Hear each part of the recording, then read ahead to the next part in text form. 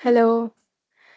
I know it's very difficult after lunch sessions to concentrate and listen and then ask questions. But yeah, we have this amazing session.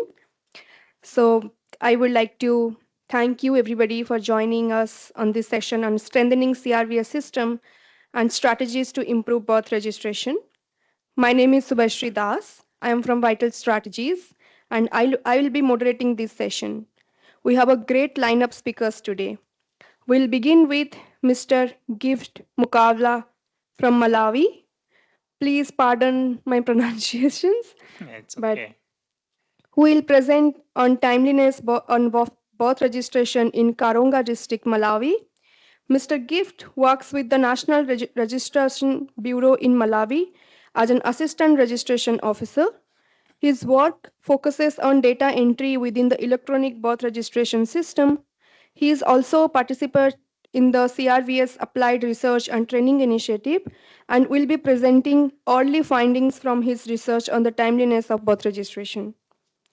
This will be followed by Mr. Kingsley Kawachi from Ghana, who will present an assessment of the impact of government interventions on trends in socio-demographic determinants of timeliness of birth registration, a 5-year analysis of registered births in Ghana. Mr. Kawachi is a senior assistant registrar in charge of research and statistical analysis at the births and deaths registry in Ghana. He is currently a PhD candidate at the Regional Institute of Population Studies at the University of Ghana. His research focuses on understanding patterns of non-communicable diseases across rural and urban populations, as well as addressing inequalities in access to CRVS services. He holds a Master's of Philosophy in Statistics and a Bachelor's of Science in Statistics and Mathematics from the University of Ghana. Next, we have Mr. Robert Stephen Kasumba from Uganda, who will present on determinants and patterns of timeliness of birth registrations in Uganda, insights for improving coverage from 2020 to 2024. Mr. Kasumba is a senior economist and a monitoring and evaluation executive with over 25 years of experience in economic policy, national development planning, and public sector health reform. He has provided high level technical leadership to the government institutions and development partners across a range of areas, including civil registration systems, digital financial inclusion, and national identification initiatives. He is also a published researcher with a strong focus on saving behavior and financial systems in East Africa. He currently serves as Manager of Monitoring and Evaluation at the National Identification and Registration Authority, the institution responsible for CRVS in Uganda.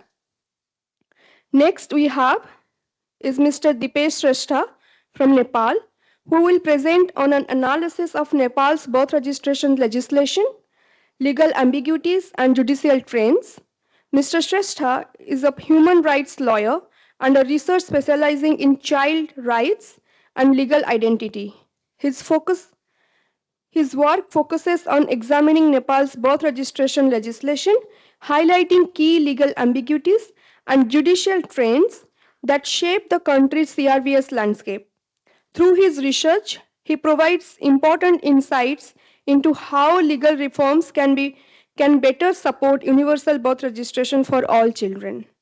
And finally, we have Dr. Ismat Jahan Bhuiya from Bangladesh, who will present on the enhancing birth registration through awareness, integration with immunization activities in a sub-district of Bangladesh.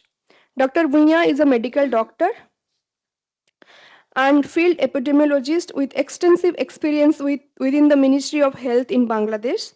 Her work focuses on strengthening CRVS systems and improving the quality of health data. Dr. Bhuiya research particularly explores integrating CRVS with routine health services, especially leveraging immunization platforms to enhance birth registration and improve access to legal identity. I would like to welcome all of you. Thank you for joining us today. There are some housekeeping rules.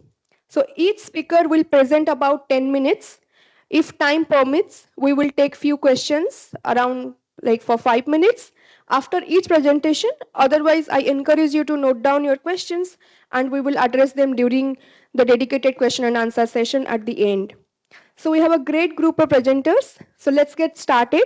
I would like to invite Mr. Gift Makavla. Over to you. Thank you. Thank you very much, Gift Mkwala. I'm from Malawi. I'm working with the National Legislation Bureau. My research topic is timeliness of birth registration in CRVS for Kalonga district in Malawi from 2018 to 2024. I, I acknowledge my contributor, especially from ECA team, SCAP, and my National Legislation Bureau.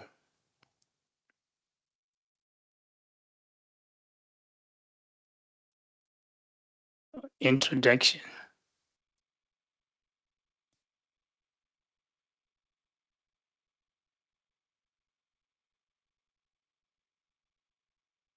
Okay. Okay. As I said, my topic is all about the timeliness of birth registration. We have quite number of children those are not registering in time. Yeah, so birth registration establishes legal identity, family ties, and access to social services such as education, health care, among others. In Malawi, birth registration started as a pilot in 2012 under the Office of Registrar General with support from UNICEF. Later on, in 2015, it was transitioned into National Legislation Bureau under the Ministry of Homeland Affairs and Security with compulsory registration. According to National Police Legislation Act 2010, it states that timeliness of registration is within 6 weeks, which is 42 days. So far, from 2018 to 2024, in my research, there is more than 3.5 million births, representing 35% of children under 16 years of age, has been registered. So since its inception, the NLB has played an increasingly vital role in consolidating Malawi identity ecosystem. My research method. My data source, to start with, data source and tools from within the period of my research 2018 to 2024 is from civil registry data from the National Legislation Bureau CRVS database, which is collected through NL8 and the NL8A form, and the data was analyzed via Starter 17 study design. Another method is study design. I had a survey which I did a comparative study of Kapolo, which is digitized health facility, and Fulira, which is non-digitized. Another method is independent variable. I have classified 5 groups, which is child demographic, maternal, characteristic, household wealth, geographical locations, and delivery place. There's also another method, which is system integration. There is a link of CRVS with national ID system to generate unique lifetime ID number, which is based on birth certificate of a child. On my results. Yeah, so this is a graph. It shows there's an increase of registration completeness since it started in 2015. It was 4%. So by 2024, there is an indicating of progress with 48% of timely registration. Facility performance, since I've facility performance, there's digitized health facility perform well than non-digitized. Maternal education, those who are at least educated, they put priority to register their children than those with no education. Also, awareness on importance of birth registration. Another graph, this graph, it shows the digitized health facility and non-digitized health facility information. Yeah, so in Kalonga, we have 21 health facility. Out of 21, there is only 5 digitized health facility, which is there is an issuance of birth certificate before the mother get discharged. Despite that, uh, challenges are there, such as geographical locations, network connectivity, and power supply, which hinder the timely issuance of birth certificate, impacting enrollment in school and access to health center, especially to children. Discussion. Yeah, so in Kalonga, geographical location, we have quite numbers of mountains and rivers. So especially during rainy season, there is a law of legislation, of timely legislation.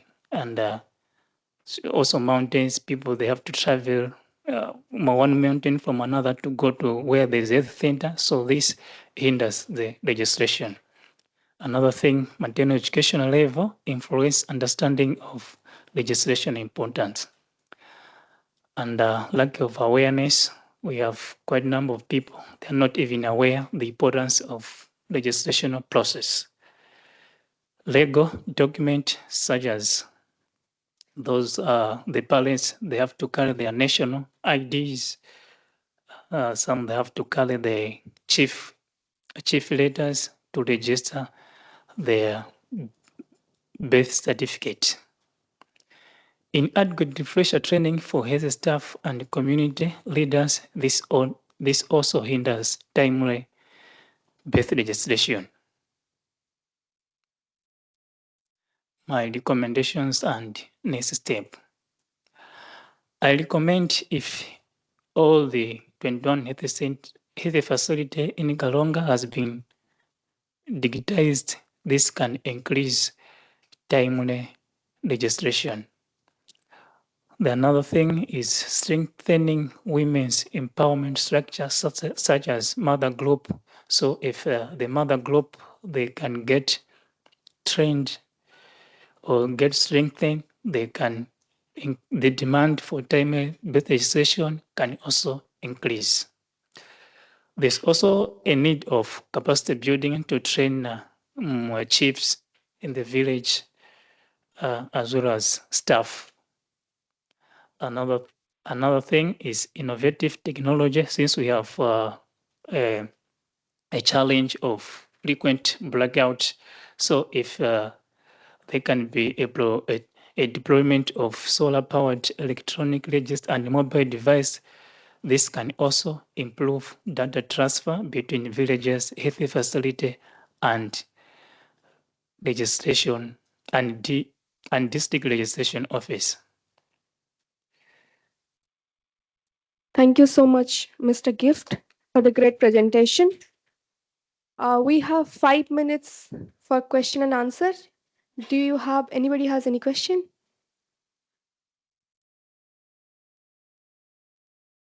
Oh, please go ahead. Thank you. I'm Libité Paul Roger from Cameroon, but hired by ECA as supervisor.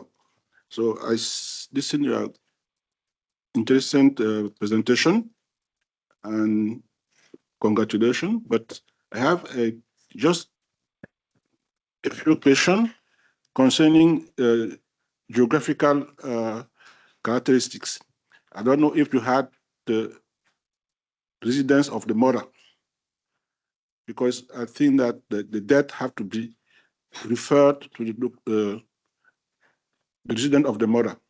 It is those conditions in the mountain, in the with the good roads or urban or rural. I don't know if it's only where the birth have been registered.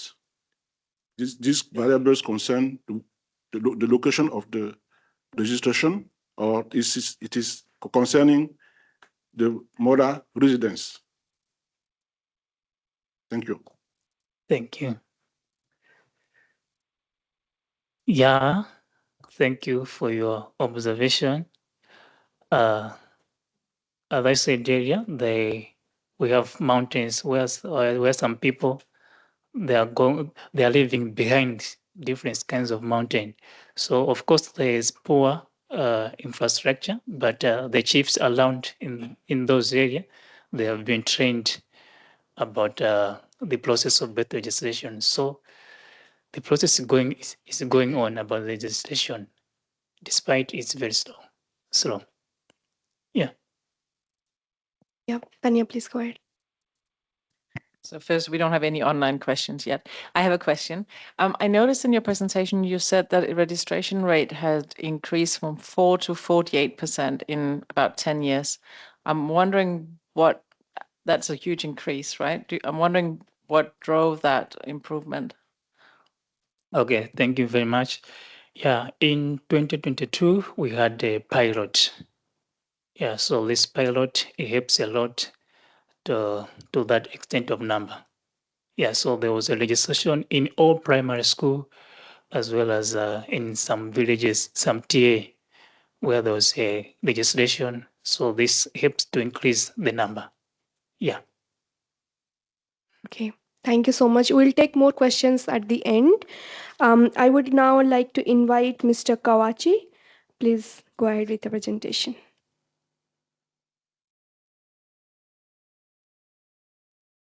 Thank you. So my work centers on timeliness assessment and to identify whether government interventions over the years have improved the timeliness of birth registration. I'd like to acknowledge the help and assistance of many people, including Mr. William of UNECA, Dr. Claude, who also helped with reviews, and then Mr. Libete also assisted me. I would also like to thank Madame Constance, head of statistics unit at my institution, who assisted with the data retriever. Thank you. I also like to thank the UNECA and the ESCAP team for the assistance. Thank you. Okay, so with my presentation, I have taken notice of the eagerness of civil registration authorities in improving the numbers without taking into consideration the use of the data. And so over the years, we have improved the numbers and achieved most of the targets we set for ourselves. But as displayed, when you look at the delay matrix as you have it, you will see that in 2019, 37% of the data that we registered were births that should have been registered in 2018. So as you can see, when you move down the matrix, the proportion of birth events that are backlog keeps increasing. As it stands now, 2023, 43% of the events as we have in our database were information that should have been captured the previous year. What it means is that whatever data, whatever information we want to capture from this may not be a representation of the actual registration year. For example, if we are to use this data to compute the completeness, we might have an inflated completeness because the denominator does not change, but the numerator has information from previous year. Also, if you want to use this data to compute fertility for that particular year, you might get it wrong because it has previous year's information. So what this study seeks to do is to understand the trend in the timeliness of the births that we register and to assess whether government interventions are actually helping in just increasing the numbers or they are also helping to improve the timeliness. How did we do that? We had this construct to analyze the data. First of all, we identify socio-demographic variables, which is sex of the child, mother's age, mother's education, and the same for the father. Then we had the intervention variables, which is mobile mass registration, an intervention which was introduced in 2003 and has since helped in improving the numbers. Then, as per the new act, that is Act 1027 of 2020, we implemented the decentralization intervention, but it was implemented in 2022 half year, June 2022. We also have our moderator variable, which is month of registration. We believe that the month of registration could have impact on how timely an event will be registered because there are certain months that some activities are undertaken to improve birth registration. Then we have the mediator variables, which is place of delivery, informant type, and then attendant at birth. Then we have our outcome variables, which is the main dependent variables of interest. Now we have two of them. One, the registration timeliness, which we hypothesize that timeliness should rather be less or equal to 90 days after the event has occurred, and then beyond 90 days as late. Then we have the registration period, which is actually the time between the event occurrence and then the registration. Now let's describe the data as we had it from the database. So we can observe that registration has improved in terms of coverage, starting from 80.4 in 2019 and dipping in 2022, dipping in 2020, and now we are at 90.8. In fact, our greatest jump was in 2022 during the implementation of the decentralization exercise. Now, registration period has also fairly seen some improvements, starting in 111 days, and now it's at 116 days after the event has occurred. Now, we consider the proportion of events registered according to facility and non-facility events. You could see that proportion of facility events have actually increased over the years. I mean, it is more than 90% as it stands now. Now, let's look at the monthly registration for the years that we considered. You would observe a spike in May and that of October. In every October, you see the registration numbers going up and that of May. And, our mass registration exercises normally take place in May and in September. So one could observe the reason why May registrations are always going up. There's always a dip in April, and it is consistent throughout the years, the 5 years that we considered for our analysis. Now, we also look at the proportion of births that were registered within 90 days and those after 90 days. One would observe that the proportion has not improved. In fact, starting with 41.2, it is now at 39%. Yeah, so you see that the proportion of births registered within 90 days have gone down. Now, let's look at the association between socio-demographic factors, interventions, and then timeliness. Now, mobile registration exercise consistently is associated with lower odds of timely registration.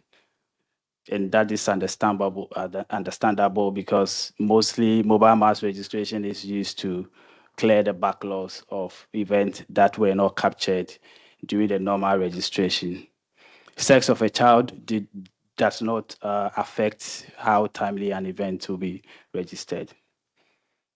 Once again, non-facility events are associated consistently with lower odds of early registration. We can also observe that mothers with tertiary education have higher odds of timely registration. In fact, that has been consistent except in 2023, where there was no change compared with those with no education.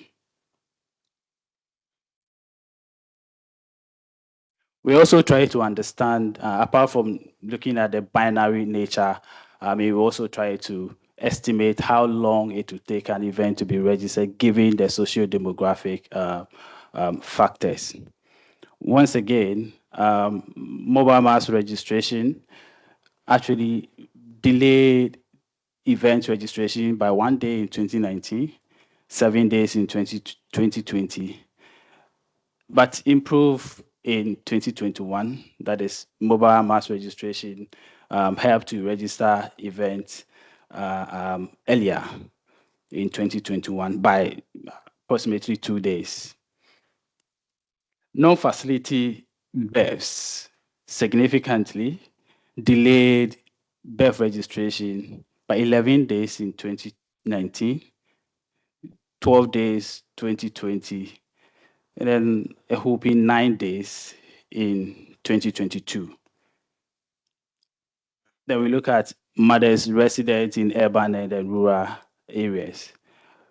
Mothers who were residents in urban areas were likely to register event by 3 more days earlier than those who were resident in rural settlements. The same repeated in 2022 and then in 2023, even though the effect reduced. Once again, mothers with tertiary education register events approximately 10 days earlier compared with those with no education. And in 2023, yes, there was also an impact where mothers will register 3 days earlier compared with those with no education. So what does that mean? I mean, from the analysis, one could tell that registration period is getting longer than usual. I mean, the current registration system, even from the delay matrix, suggests that our registration system is not robust enough to capture events in the year that the events occur. We should not forget that even with the delay matrix, I mean, when you move to the following year, some of the babies will have exceeded a 12 month and may not be captured. So even those who are still within 12 months is having that proportion. You still have others who have exceeded the 12 months. So the backlog is even bigger than what we are seeing. Once again, mobile mass registration exercise increased registration numbers as we could see, but are associated with longer registration period. And we observe some social demographic inequalities where parental education and resident type also had impact on the timeliness of birth registration. Once again, facility-based births were associated with timely registration, and that is to be expected because most of our officers are within the health facilities, so they are able to capture the event. So as long as the number of events occurring in health facilities are increasing, we are likely to have more births registered on time. So what are some recommendations? In fact, I mean, when the speaker from Malawi was speaking, he says that their timeliness is 42 days. In Ghana, timeliness is 12 months, which is a disincentive for us to have events registered timely. So we propose a reform to the legal framework where we have a reduced legal period. Now, as it stands now, our reporting system, we are unable to report 3 indicators, timeliness indicators. From the United Nations recommendations, we are supposed to report early, late, and delay. But because our legal time is 12 months, we are unable to differentiate between which one is early and which one is late. Yeah, so if we have a reduction in the legal time, then we'll be able to have those indicators measured as well. There's a need to also expand rural outreach. Yes, I mean, decentralization exercise has helped in sending registration closer to the people. And of course, when we started the implementation in 2022, we had the highest number of registration, both in coverage and then in the raw numbers, the highest ever. So it means that decentralization has actually helped in improving the numbers. But we need to expand the registration outreach the more. And once again, persons with higher education were associated with early birth registration.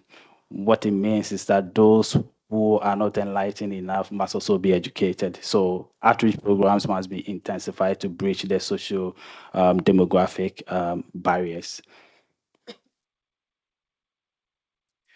Now, mass registration, though has been good, has been helpful in increasing the numbers, but we could see that they are actually not helping in getting the quality, that is in terms of timeliness.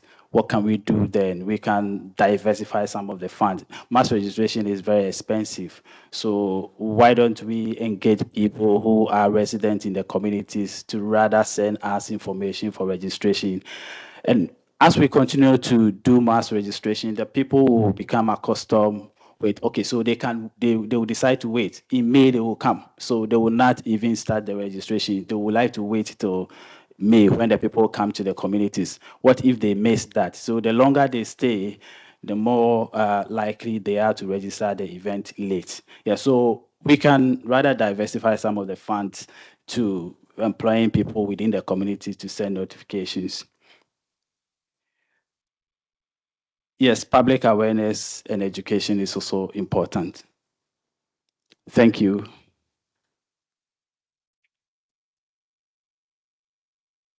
Thank you so much, Mr. Kawachi. Do you have any questions? Yeah, please go ahead. We can take 2 questions, then we'll have more questions at the end. Okay, thank you for the interesting presentations. So I have question regarding the one of the variables of the informant type.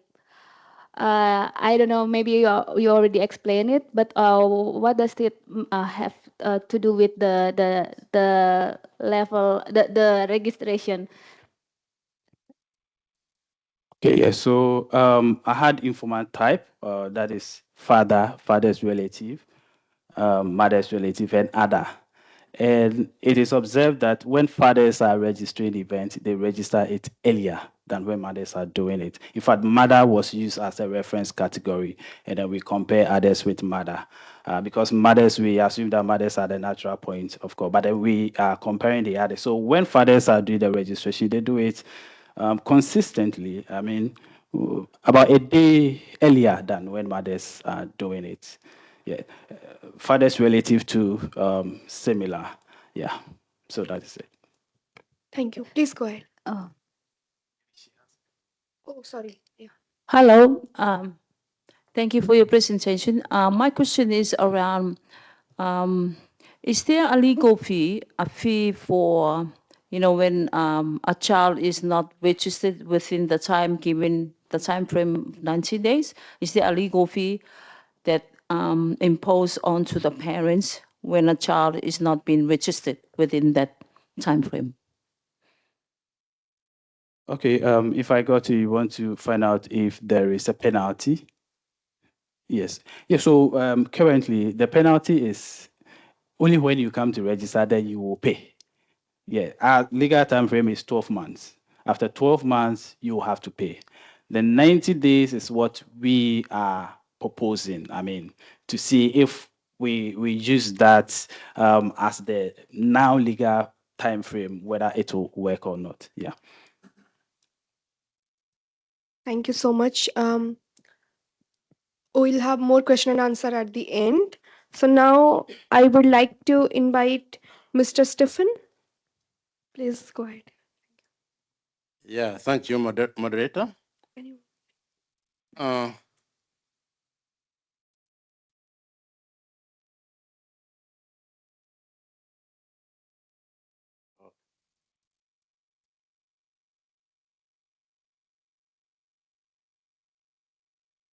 Sorry. Okay, thank you so much, moderators. Our distinguished participant, I hereby presenting to you this paper. My paper is the determinants and patterns of timeliness of birth registration in Uganda. Insights for improving coverage. That is between 2020 to 2024. As you may note, a number of issues have been raised, especially in regard to the importance of birth registration. I don't need to overemphasize it, but our case is unique because we use the administrative data from our database, the registration system. For those who may not know me, I'm working as a manager in the National Identification and Registration Authority. I'm directly in charge of this database. Primary registration is essential, of course, as you are aware, and for service delivery and for national planning. And we are saying any late registration or delayed registration is not important for the government planning, budgeting, and accountability. Is it working?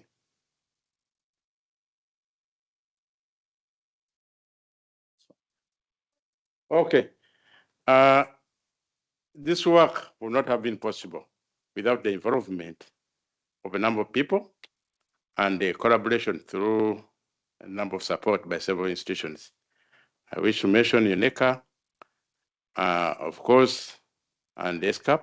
They did a lot. The Data for Health Initiative, as you already know, and our mentors under the CAT program and facilitators, and the National Identification and Registration Authority, that is NIRA. Their technical guidance and support greatly strengthen this research.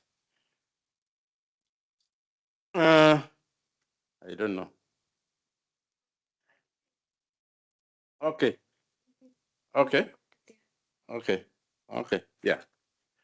Okay, as the background information, members, you may note that in Uganda, we are actually part of the sub-Saharan African countries, which are not doing very well in regard to birth registration.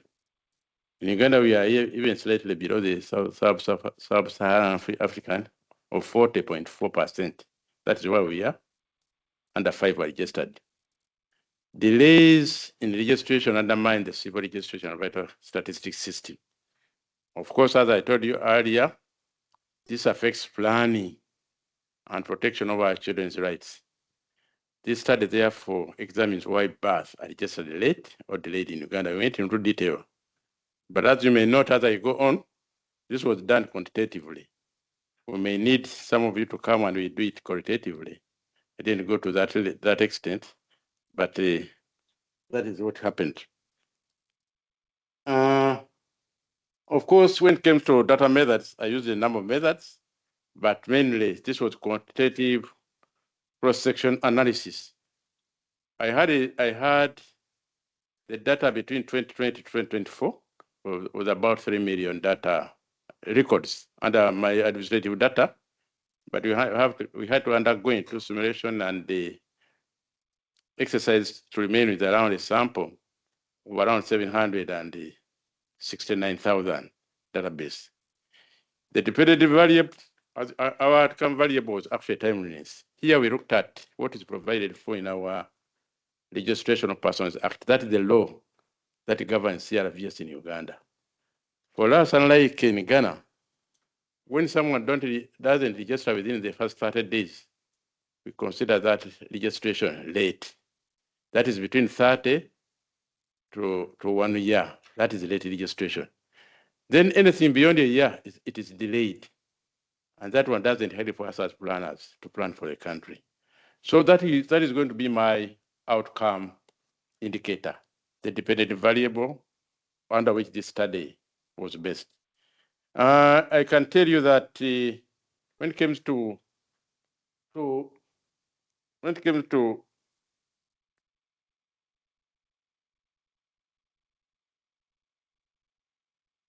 when it came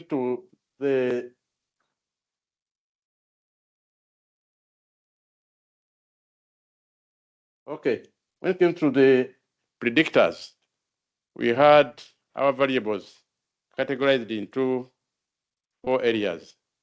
One on the demographic character, variables. Then we had, of course, the sex, that is the demographic. Then we have the temporary variables. We had to do some temporal calculations, and we came up with temporal notification and notification to registration conversion days. Then, of course, we have the regional or district variables and the situational variables or geographical variables. And as I told you, my background is basically an economist, statistician. So this is going to be a quantitative kind of study. That is what we did. And of course, we used basically univariate, bivariate, and multivariate. Under univariate, of course, you are going to see some tables, statistical tables, distribution, and the visualization done out of the data we had. We had to undergo a lot of, under bivariate, of course, when we looked at the issues or data requirements like critical values to determine the effectiveness of some of these variables. Then we went into multinomial logistical regression, that is under statistics.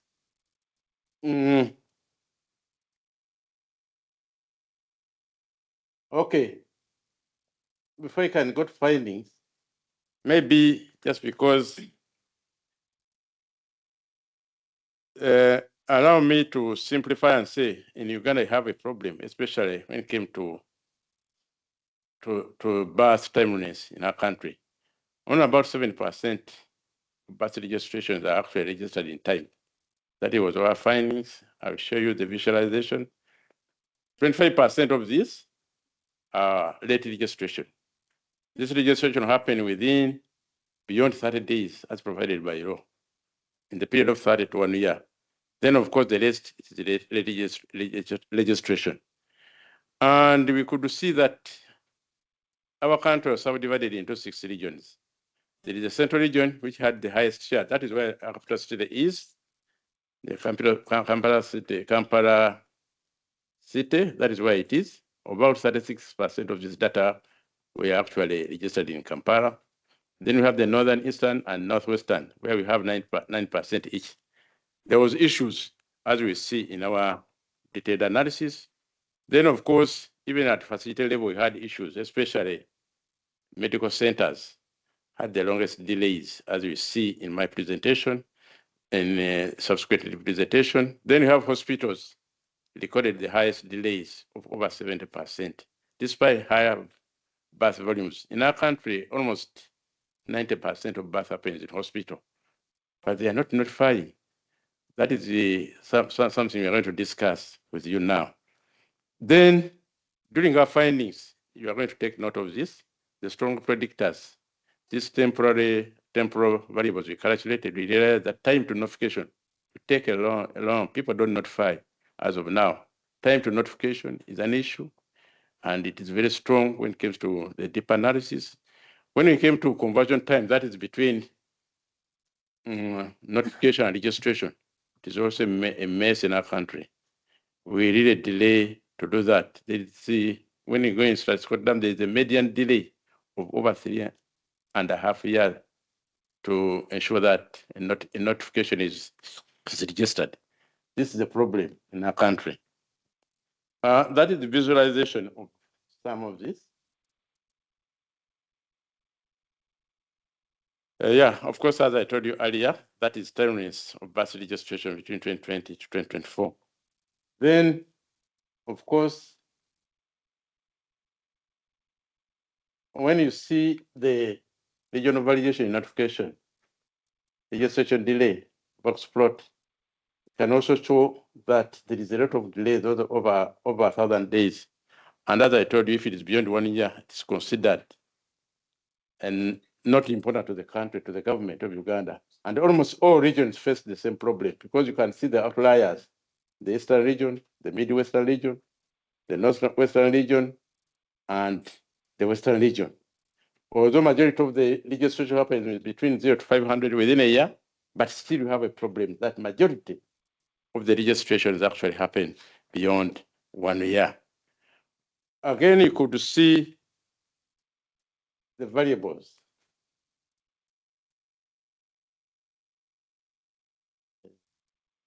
You see. Okay. Yeah, you could see, as I told you about the variables. When you look at that variable importance plot, the variables I told you about, you could see that time to notification is actually still a problem in our country. People don't report. Births happen in hospitals, in health facilities, but people go away with their children. They don't register. Then when we went into notification registration delay, it is still high. It is dominant in all. Then, of course, the birth facility level is also still dominant when it came into the detailed analysis of our issue. And this one remains a problem, as I told you. So still, we went into the multinomial to determine the effectiveness of this. This one also showed a strong relationship. You could see that time to notification and notification legislative convergence time is very, very, very significant. And the delays are over 50,000, which also shows that it's extreme importance to the registration outcomes. The three I told you about, the timely, the late registration, and the delayed registration. This statistical model, of course, showed very strong performance with extremely high predictive accuracy. And we had to go into that.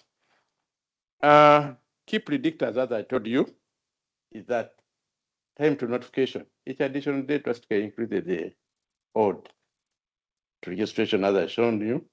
Then time notification registration conversion time strong, has a very strong impact. And during the recommendation, I'll look at that. Then, of course, birth facility impact. Hospitals, much as birth happens in hospitals, they are not doing what they are supposed to be doing. The study actually indicates that both system factors and service delivery structures influence the registration outcomes. When it comes to policy recommendation, we are saying, let us integrate birth registration into maternal, newborn, and child health service. In Uganda, currently, what was happening before, because as a result of this publication, we had to institute what we call the high-level stakeholders meeting, where ministries like Ministry of Health, Ministry of Local Government, the heads of those institutions, the NIRA, which I told you about, that is the National Identification Registration Authority, Ministry of Justice and Ministry of Internal Affairs, they had to sit and agree on a way forward because everybody was doing his own work. These things were done in isolation. We are saying, let us integrate the activities of health with the birth registration. And this one is going to happen. We have just written a brief, a policy brief in this regard. Let us establish mandatory and immediate birth notification and waive the related fees. Originally, we are paying some fees, but now we are saying that if a birth is registered within a period of 6 months, they don't need to pay anything. And if a death also is registered within a period of 1 year, they don't pay anything. That is part of our influence as a result of publication of this paper. And we are saying that let us ensure that we train and deploy all the CRVS duty bearers in the country. This one is done. Of course, awareness has been raised by other colleagues. And of course, also introduce the real-time monitoring system for timeliness and coverage. This one is already happening. In conclusion, I could say that the study reviews major inefficiencies in Uganda, especially in birth registration system. Majority of the births are registered well beyond the legally recommended period. However, research provides valuable insights that can improve in policy design, I told you about we are now in designing the policy by those high-level stakeholders. When I talk of the high stakeholders in our country, I'm talking about the people in charge of those ministries. We have sat down and we have been sitting down on a quarterly since last year. This paper was published in September 2025, and we decided to come up with that high stakeholders meeting. And since then, we have been sitting and designing policies. What I can tell you, what is happening currently, we have harmonized, because the health workers were telling us that they have so many forms to fill, especially the midwives. So what is happening? All our requirements under, we had Form 3 in our birth registration under the Registration of Persons Act. We have harmonized it with HMIS. And now we have only 1-2, and that is what they are registering. And we are picking directly from DHIS2 to register these events. And we hope things may change. We want to see the CRVS system strengthened, and we want to see all these service delivery issues integrated properly. These findings have already contributed to the policy dialogue, operational improvement at NIRA, and the academic dissemination. So thank you so much for your attention. Thank you for listening. Yeah. This paper is available on that link. You can go into the paper and you look at what happened. Thank you so much. Thank you so much, Mr. Stephen, for this detailed presentation. Do you have any quick question for Mr. Stephen now? Okay, I can see so many hands. Maybe at this time, I'll give it to you. You can ask a question. Others, we can do it at the end. Thank you so much. Thank you. I'm Kennedy from Kenya. I work for CRS Kenya. I'm based in Busia, Kenya. There are several, you've indicated that there are late registrations. So there are a lot of late registrations, or there are children that are not registered in Uganda, and they attend schools in Kenya. They go for school in Kenya. Then in Kenya, for a child to be registered for exams, there's a NEMIS number that is given. So most of these children from Uganda, they don't have birth certificates. And at times in Busia, it's very easy to register a Ugandan and give the Kenyan birth certificate. And then there's also a scenario where when a Ugandan child presents the birth certificate in school, he cannot be registered. So the Department of Refugee Affairs, they always give letters to the Ugandan children so that they can attend school in Kenya. But now the refugee department is only based in Nairobi and in Turkana, the northeastern part of Kenya. So maybe in your policy, maybe you can just pick on those the late registrations that occur. These are the births that are not registered and they come to school in Kenya. Then also, finally, there are the deaths. There are Kenyans that maybe they die. The drivers, the truck drivers, maybe they have accidents. Then maybe they're not registered. For that death to be registered in Kenya and the death certificate to be issued, there must be a Ugandan version. So the late registration, registering the truck drivers for the late registration, for them to be issued with the Ugandan death certificate, it's always very difficult. Thank you. Yeah, thank you so much. That is my brother from Busia. I tell you, in Uganda, in East Africa, we have a problem. Especially Uganda is a landlocked country, surrounded by countries like Kenya. At one time, we claimed some of their land up to the ocean, but they really resisted so much. What is so special, what I can tell you about what is happening around the borders, the forest borders, because people just go into the other country just and come back. Still a serious problem. In Kenya, we had a benchmark, a kind of benchmark visit. We had a visit in Kenya at one time. The CRVS team is actually they have a big team which can do a lot of work, unlike in our country. But what I can tell you, with effect from 2025, there is what we call the NIN, National Identification Number, in our registration system. Every Uganda, over 74% of Ugandans have been identified. And all the children as they are born, they are currently identified. Immediately the child is identified, is issued with a birth certificate. So things have since changed. We know the impact of not having a birth certificate, especially to the accessibility when it comes to education, health, and others. I think that situation is slowly changing, and we are likely to improve. We are already debating on the best way on how to ensure that we really improve on this. It is the same thing with the death. Deaths have been having a challenge, unlike in Kenya, where somebody cannot be buried before he's issued with a death permit. In Uganda, it's different. So the legal regime we need to harmonize. We are going to East African community, and we are still performing forward on that front because of different policies between countries. So I implore you to go and check on that East African country. We are performing poor in Sub-Saharan Africa as far as registering these events are concerned, but we are improving. The reason why I raised the issue of digital, we are actually going to digitizing almost all these events, and they are going to happen instantly. We are establishing a monitoring system, an instant monitoring system, to ensure that whatever event which happened in hospital is actually registered. Unlike birth, where over 90% happen in hospitals, with the death, it is a different story. 64% of our deaths are still happening in communities. So it becomes very, very difficult to capture some of these events. And in Africa, especially in East Africa, Yeah, we that's true. associate with a lot of issues. We have only 45 minutes left, so we have another two presentations. So I would, so yeah, we can have more discussion at the end. Now I would like to invite Mr. Dipesh from Nepal. Please go ahead. Thank you.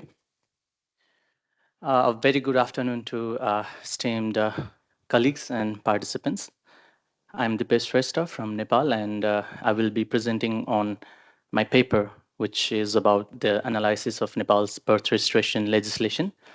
I'll also be talking about the legal ambiguities and the judicial trends in Nepal, and how the birth registration stood as one of the important documents in Nepal, and sometimes how this kind of legal ambiguities they creates the kind of problems, the challenges in the registration of birth.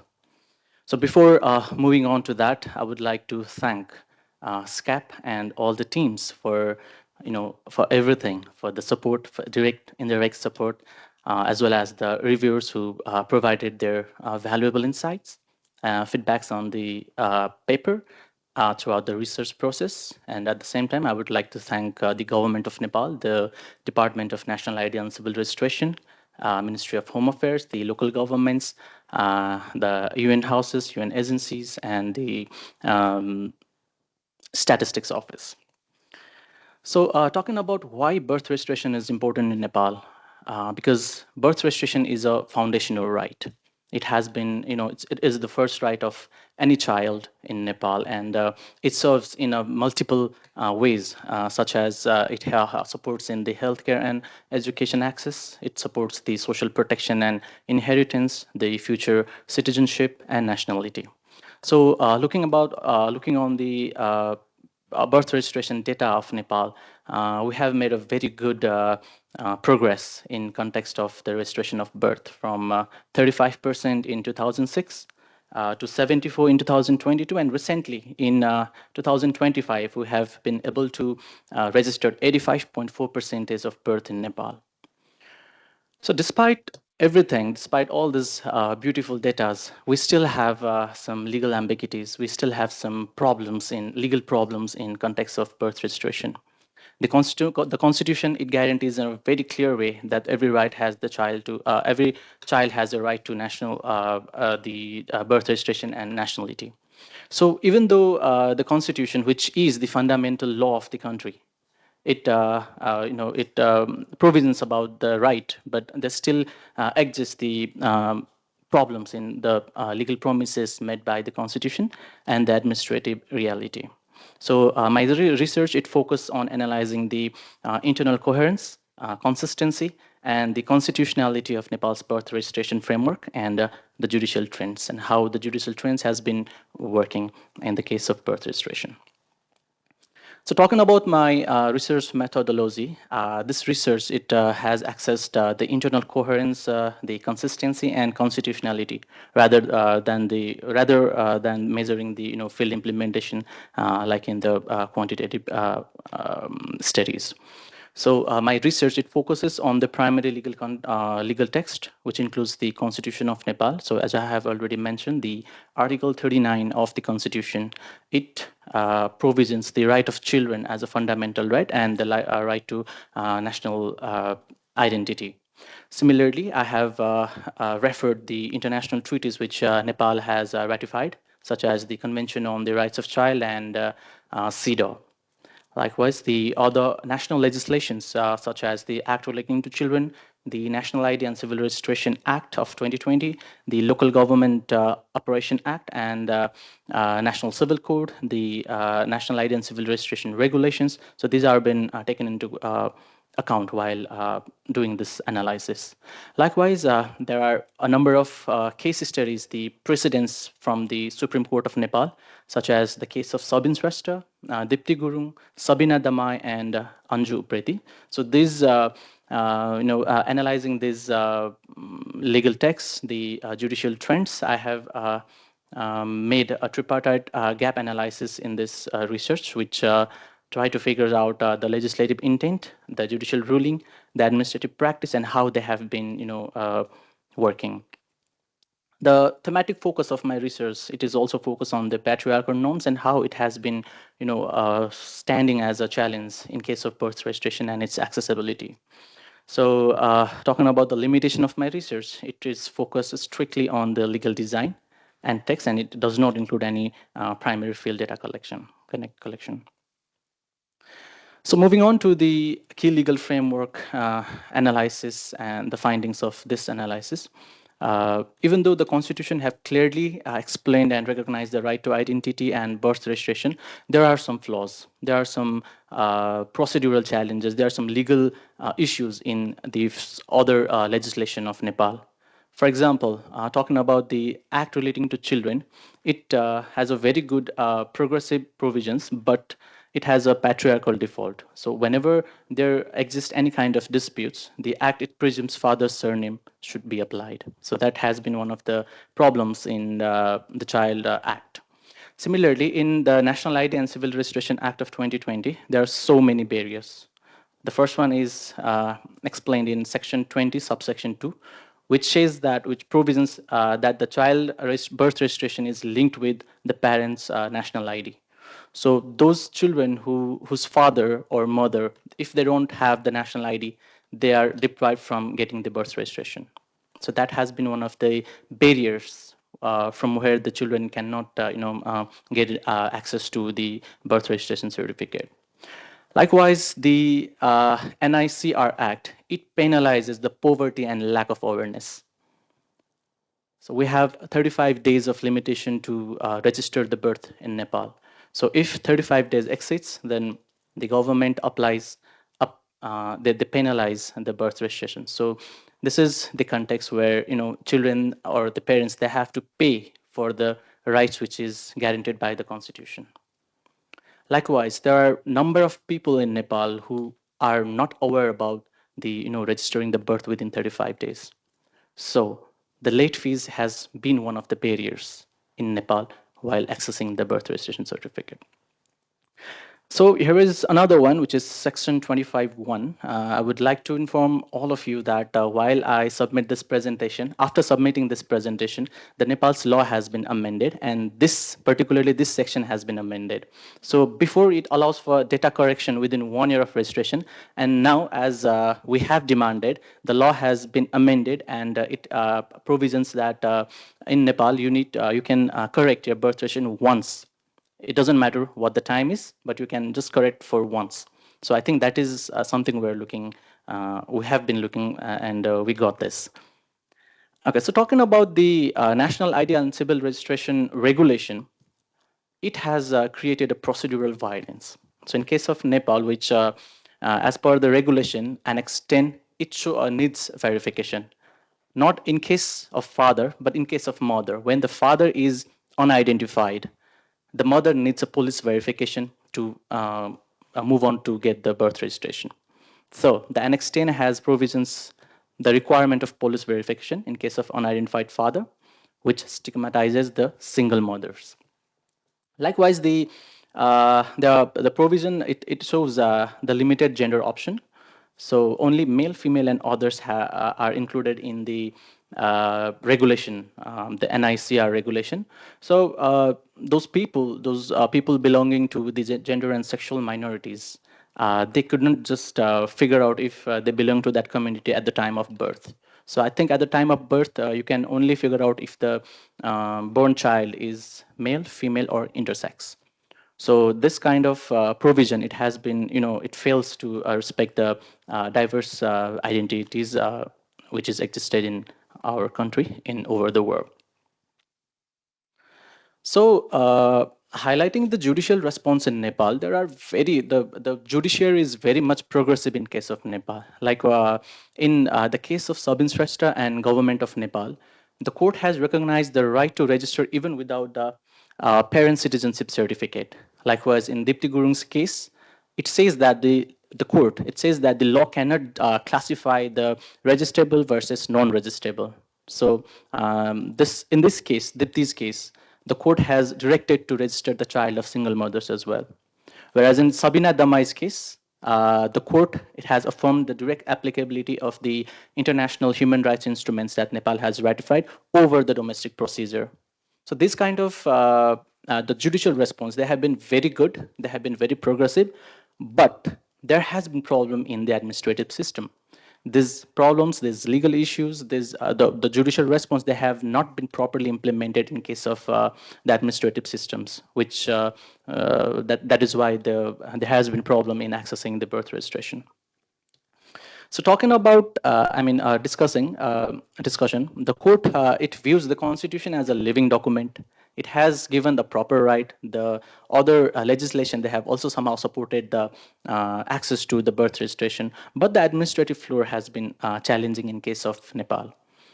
So there has been, as I mentioned earlier, there have been procedural violence.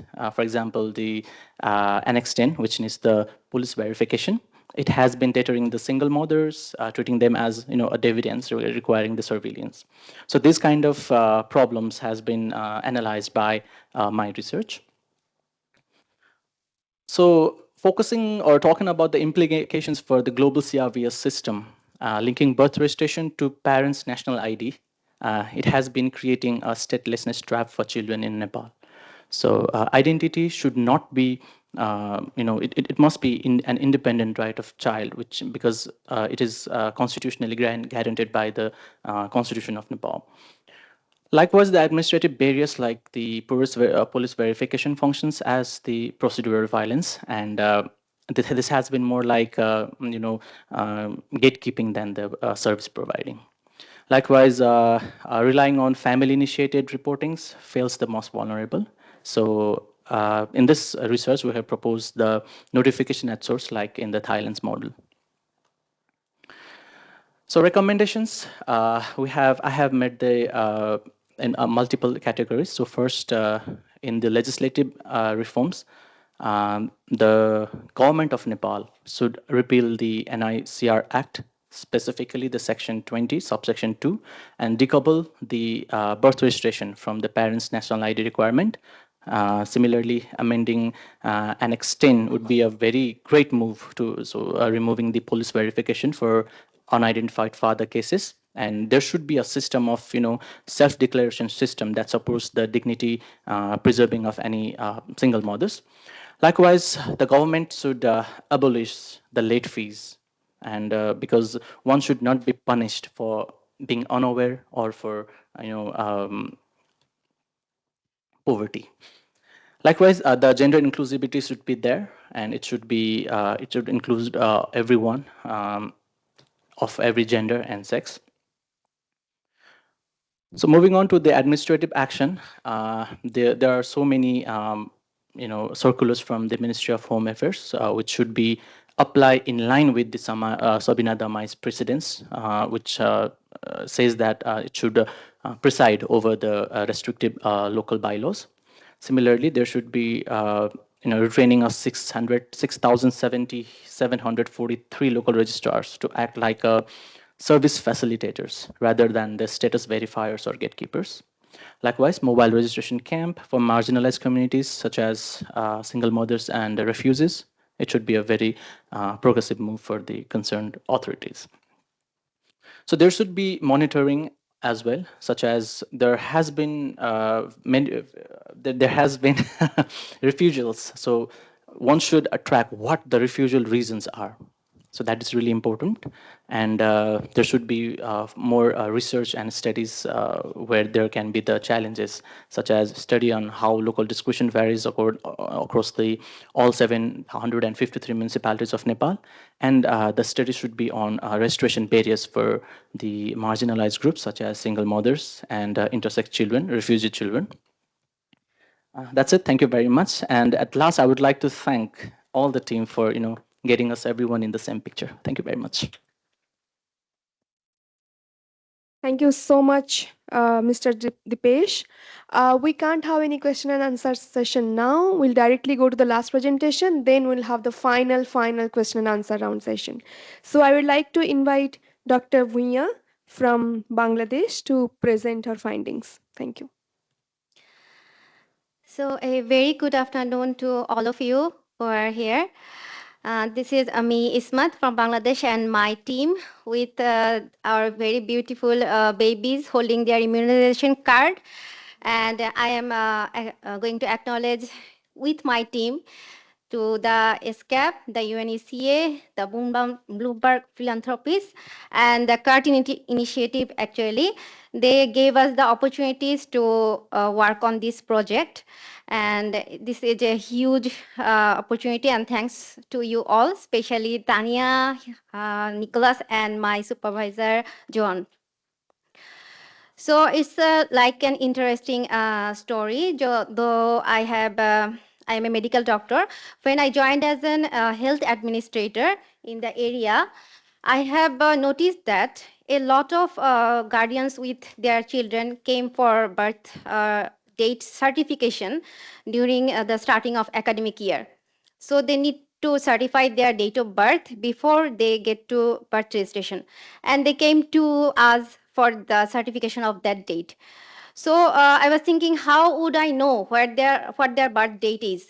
But then we go back to their immunization card. We verified that for their date of birth and gave them certification. Actually, this happens when the babies are around 10 or 11 also. So we are thinking about what is happening there. And we found that the birth registration in our country is 54% overall, though it's a fundamental rights, and Bangladesh has a mandatory requirement for birth registration within 45 days, but it's 4.5% timely only. But when we go through our EPI coverage, that is the immunization coverage, which is 99.7%. Is the BCG, which is the first immunization which plays at 45 days. Though the days are, same, the mandatory days and the first immunization days, but there is a huge gap. So there is an opportunity to use the immunization visit to raise the birth registration awareness. So we are going to assess whether the integration of birth registration awareness into the EPI can improve the caregiver knowledge, attitude, practice, and the birth registration status by third visit. So I am doing a quasi-experimental study for that. It has two arms, like intervention and control group, and we have an inclusion-exclusion criteria. So the babies came for first immunization visit without birth registration. They are included in these studies. And the intervention is at first the immunization visit with birth registration awareness pamphlet. So our sample size was 400 caregivers, and we are collecting data through face-to-face interview by a semi-structured CAP survey. And we are expecting the outcome of changes in birth registration status and caregiver knowledge, attitude, and practices. So if we give a glimpse of workflow, we can see that here is one sub-district where I worked. And there is 7 union, which have 3 words of each, so it's 21 word. And we are leaving 1 word due to hard to reach area that are placed in a island in between a river. So there is 10 word in each arm. In intervention group, we are giving the awareness pamphlet, and in the control group, we are doing nothing. So there is a 10 word in intervention group and another 10 word in control group. And we have already collected data. In intervention group, we have 265 caregivers, and in non-intervention group, I mean control group, there is 135 caregiver. We have to give a follow-up to them up to 3 visits.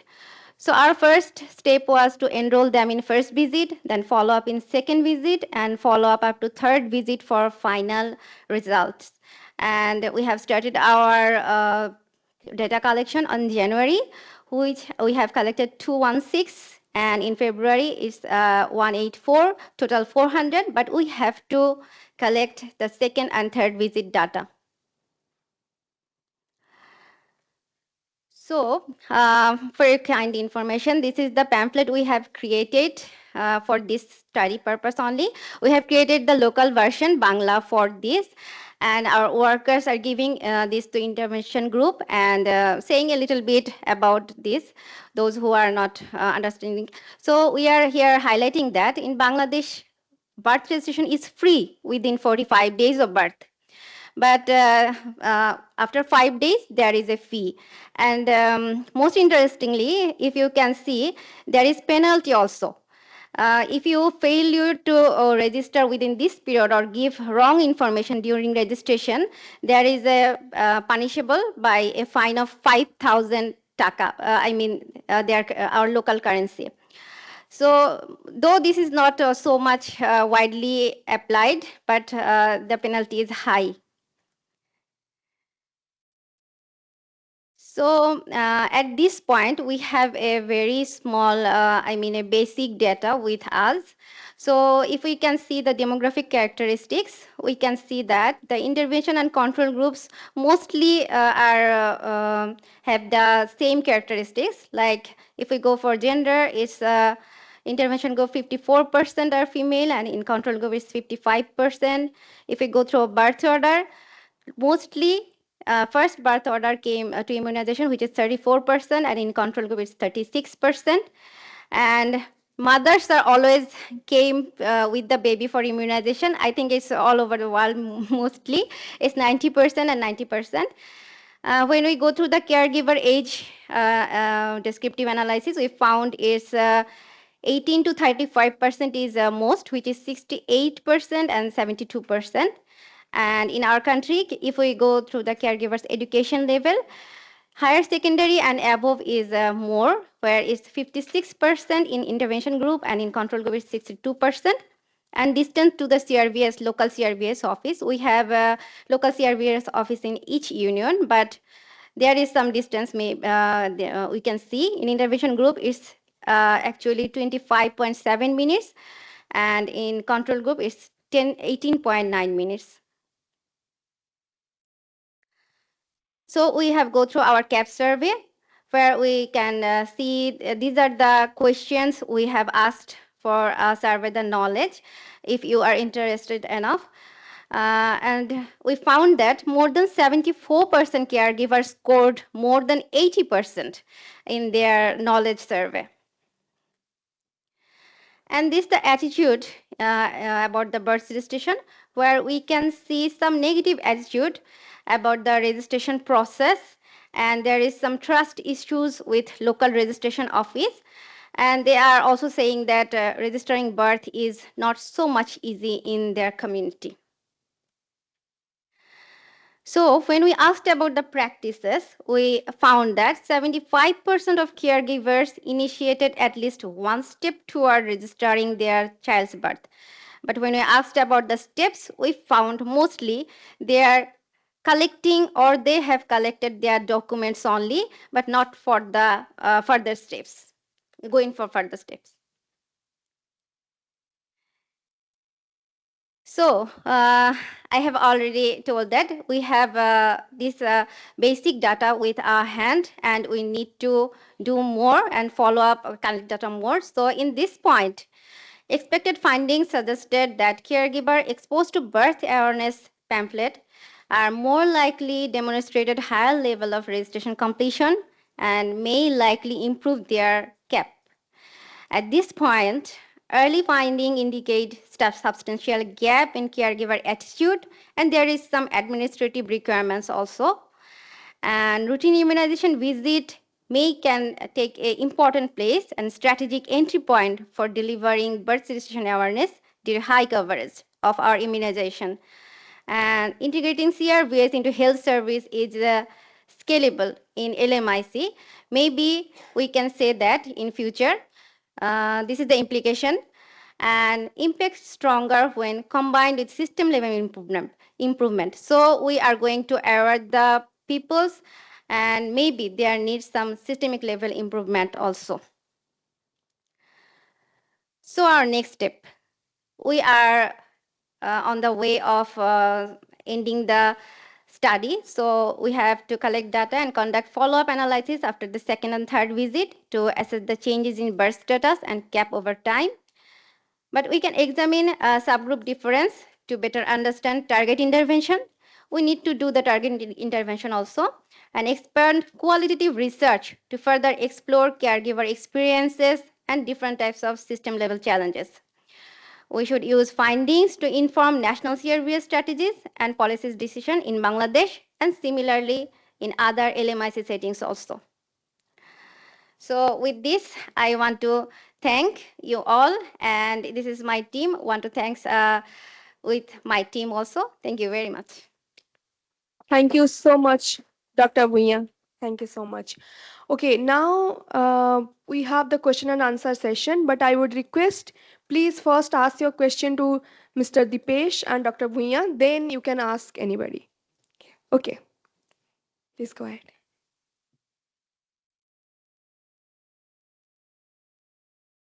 Thank you, Dipesh. Particularly, I cannot but say I have hardly ever seen such a rich, fluent, and engaging presentation. That was Thank great. you very much.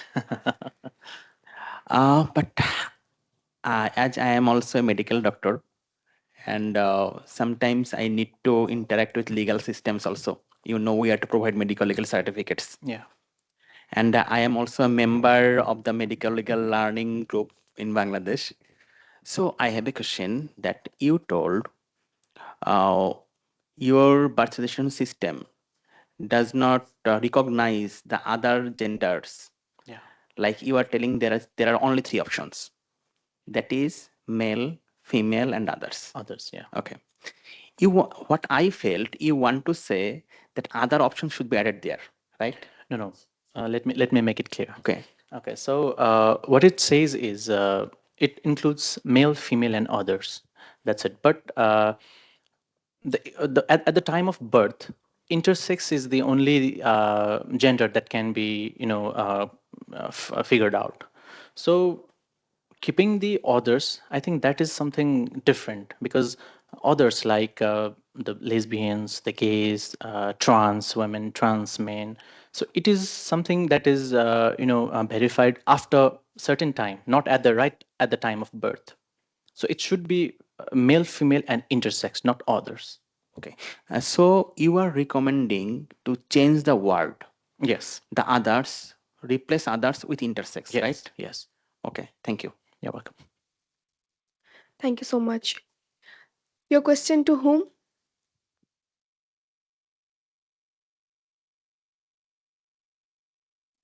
Micro. I will need your authorization. Okay. That I may ask question to the 3 first, please. Yeah, okay, Okay. please go ahead. For the first one, I think from Uganda, from Malawi, please. Yes, what you presented, I think it is administrative reports concerning the rates, the coverage, the rates, or the coverage rates of births. because as if you have, then you seen the information, the presentation of Kingsley.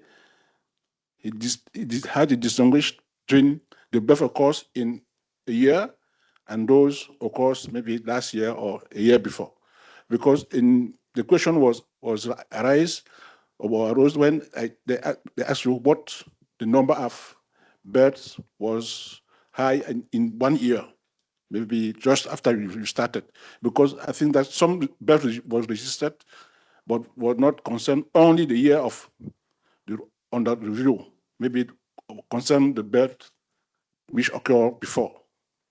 That's what I wanted to.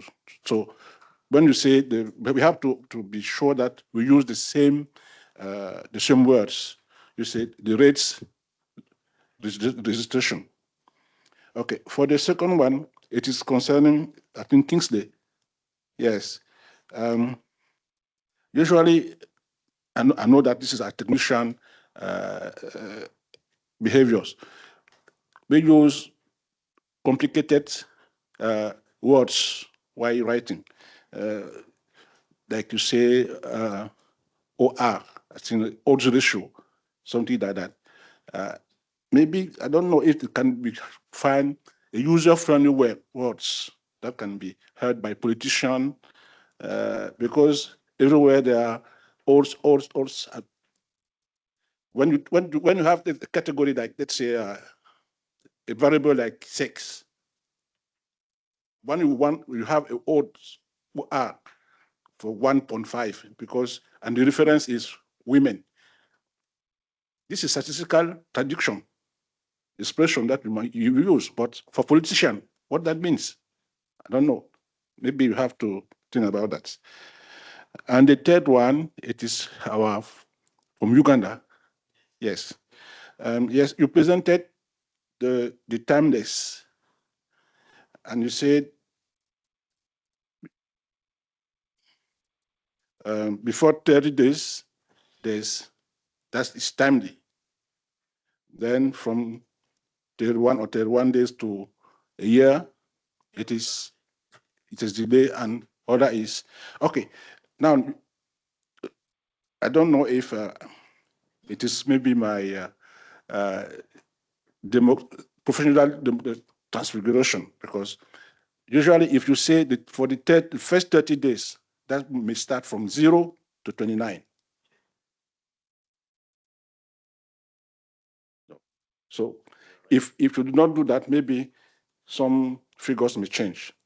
So, and then now we have a category, a variable with three groups or three categories, three classes. And when you went to use a logistic regression, you use a binary order regression.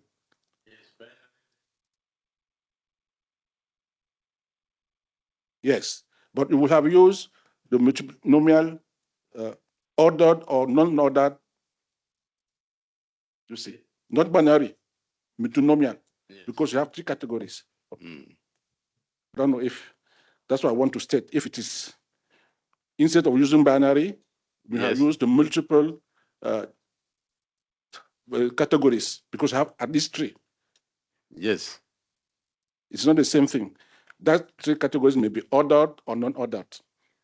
You're right. Yes, that's what I want to state. Thank you. Thank you. Thank you. I have one question for Dr. Bhuiya. So just wanted to check that, were there any challenges faced by the frontline health workers who are delivering birth registration awareness during immunization in your block? So if I go honestly, yeah, there's the challenges, but mostly that was the workload, because our field worker have a lots of work already. They are doing their like immunization work and other paperwork, and with that they are also notifying their the birth of the baby to the different types of office, like registration office also. But because of their workload and because of there is without coordination of different offices, so this system is not working. So if we are putting them to make awareness among the guardian, this would be a different work, and this will increase their workload. But if we think about that, the scalability and the resource allocation, we can do that with, limited resource also. So we are looking for that, if this is working or not. Okay, thank you so much. Yeah, please, Nicola, go ahead. Yes, my question is also for Ismat. So I just want to first off congratulate all the speakers for your presentation. It was really, really interesting. But yeah, my question is for Ismat. So I have a question more regarding the design of the experiment. So I'm not aware of many experimental studies specifically on birth registration. So that's super interesting, and yeah, I'm very excited to see the results of that. And most of you or most of the presenters at this forum are using Sekedarin data. So seeing data collection being produced and generated through this experiment is really interesting. And you talked about workload just now.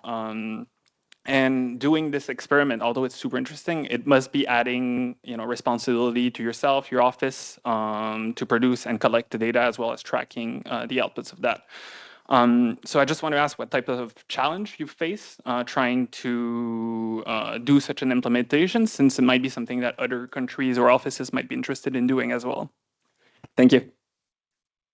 Oh, that's a nice question, and all about challenges. So as I have said, workload is the first challenge. Our workers are super,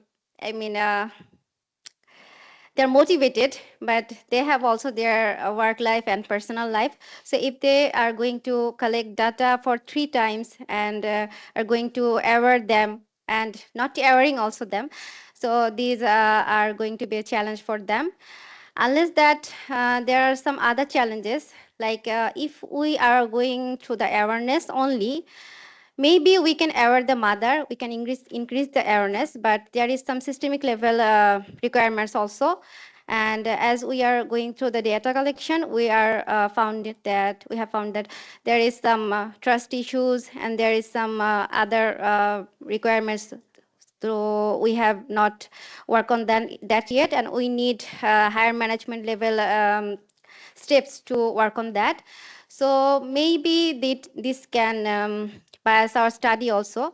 We have to take care of that during our analysis, and like we have to work on that also. So this is the challenges, I think. Thank you. Thank you so much.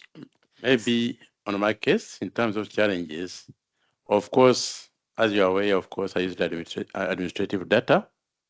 It was not very easy because we had a lot of records. When it comes to quality issues, it was a serious problem.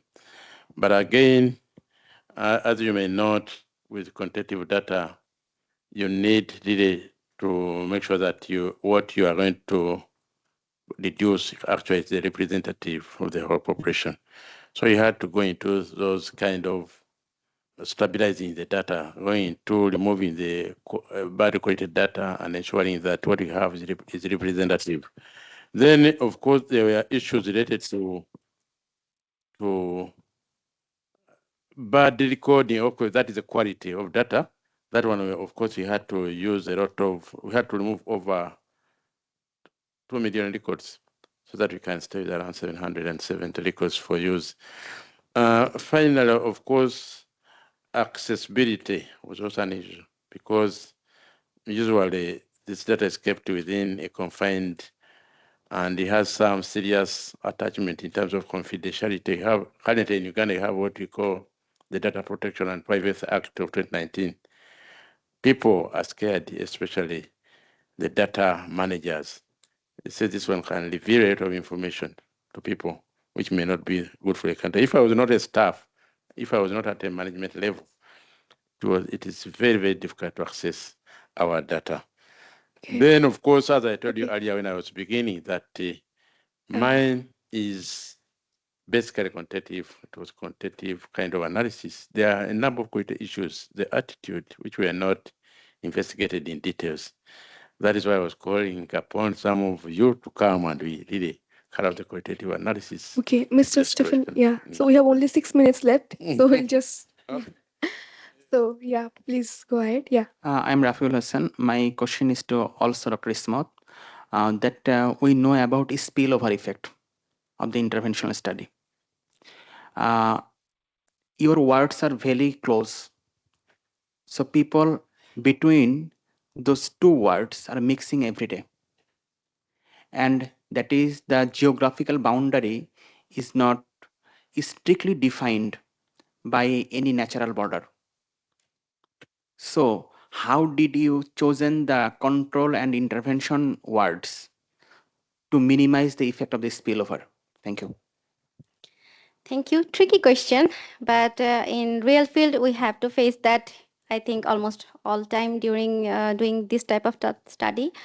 So I have already told there is 7 union and 21 word.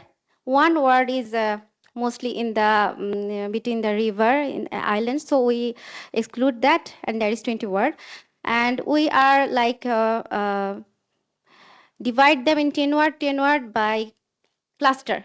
We have chose 10 word. We have a total map of that sub-district, and we divide in the middle, arbitrary line maybe, must be, but we have divided that in the middle, and then one side is one cluster and another side is another cluster. So we are trying to minimize that, but maybe there is some mixing also. We have to take care of that, and maybe we need to take care during our analysis and during data interpretation. If we are also asking them a question, if they have learned about or have got the pamphlet in these last 3 months or not, because if we are studying, thinking about the control group, they should not get the pamphlet. But we have keep a question in questionnaire also. So if we get some one of them, so we should exclude that data. Thank you. Thank you. And I just suggest one thing. If you provide a QGIS map of your intervention group and control group, that will make easier for the audience to understand about your control area and intervention area. Yeah, thanks for that. I have kept one, but due to the time constraint, then I deleted. Thank you for. Okay, thank you. I think there is a question online. Somebody has raised the hand. Hello. Yeah. Hello, can you hear me? Yes, please Yeah. go ahead. Yeah, thank you. This is Mitra. I am from Tanzania, working in UN Women. Actually, I am originally from Bangladesh. So I have question on this immunization system in Bangladesh, and the question to Dr. Bhuya. Yeah, so it's interesting focus you presented in your presentation, because it's something new, health system and the CRVS system. So my question is, what I understood, this is mostly the public health facilities in your project and the study. So because I don't know, this is a universal system or only for your project you did this result, because it is very interesting what you shown. This awareness process can be boosting the CRVS registration system. So what is your so this is my question, this is universal or only for your project in Bangladesh? And my second question is, because in health system, if we talk about immunization, non-government health facilities like CSOs, and they are also providing immunization system. So do they have a critical role to do the same approach what you are doing? So in that case, coordination, do you want to include in this in the NGOs in the long run, so it can be universal and have some policy implication and system-wide? You mentioned if it is a system-wide change to this type of process universally, so at the end it will help to boost the CRVS system in Bangladesh? I'm talking about the system change, yeah, and the coordination role to include the non-government organization who are supporting also this immunization in Bangladesh. Thank you. Thank you very much. Yes, this is an universal system in our country. We have, it's called Upojela Health Complex in every sub-district. And we have our field worker in every ward, at least one, and maybe more in some ward if the ward is bigger enough. So we have our health worker in every ward and throughout the Upojela, sub-district.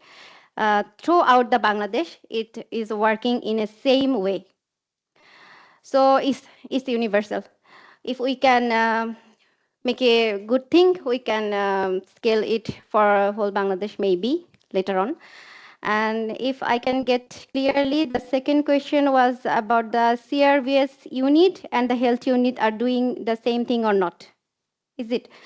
So the CRVS unit are mainly, they are responsible for registration. But in that case, the guardians or the mother or the father need to go to the CRVS office for registration. So the health worker are not responsible for the registration. They can more or less just can notify the registration office that yes, there is a birth yesterday, you can work on that, but there is no responsibilities or liabilities. And if they have a good relationship with the community, they have actually, they can give them some ways that you can do that in that way, it will be easy. But more or less, this is not our health workers' liabilities. So we can merge it together if it can work well. In that case, I think there must be some incentive for our health workers also. So thank you. Thank you so much. My question is also non-government health service system, because immunization in Bangladesh, non-government health services are there also by CSOs sometimes. So how do you coordinate this approach also to this non-government organization to make it effective, this system? No, actually, there is some misconception. In our country, only governments are responsible for immunization. They have to give a micro plan before 1 year for the purchasing, and they are doing the immunization solely. But as you were saying, yes, there is something like one organization like ICDDRB, they are giving immunization, but not like this way. When someone is outside the country, like if you are like Canadian, you can you are living in Bangladesh. In that case, you can go to that international organization for immunization. But for our natural people and for our communities, we are doing it only by government system. Thank you so much, Mr. Mitra. Yeah, we are already, it's already closing time. Just to make everybody clear that recently Vital Strategies has been conducted a CRVS systems analysis of the CRVS systems, and we have compiled a report with these recommendations that we are discussing now, how we can scale this immunization service, how can health sector have a proactive role. So I would recommend everybody to go and read that. Then yeah, thank you so much for that. Okay, so it sounds like there's still a lot of questions. And while the formal session for today is over, we actually strongly encouraging everyone to go just down the escalators and turn right. And then there's a cafe outside or inside if you prefer. And we're kind of encouraging all participants to go there. So you get another chance to meet everyone and ask all of these burning questions directly to the speakers and each other. So I hope you'll all make it down there. And otherwise, we will see you tomorrow at 10 o'clock. We will start off in the 3 different sessions, so you have to choose where you want to attend tomorrow morning, but we start at 10. So please come and join us for a little bit of informal get-together, and we'll see you again tomorrow at 10 as well. Thank you. Thank you so much, everyone. Let's give everyone a last round of applause.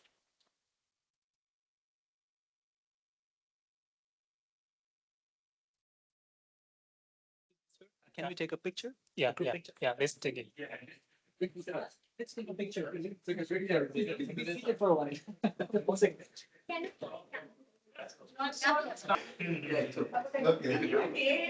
You know. We're supposed to look. One at a time, guys. I'll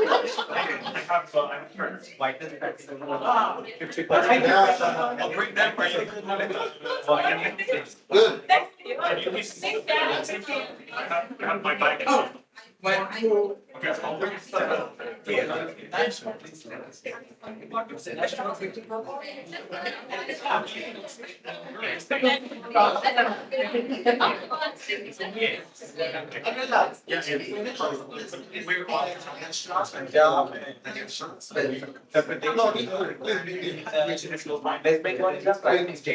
Can I join you?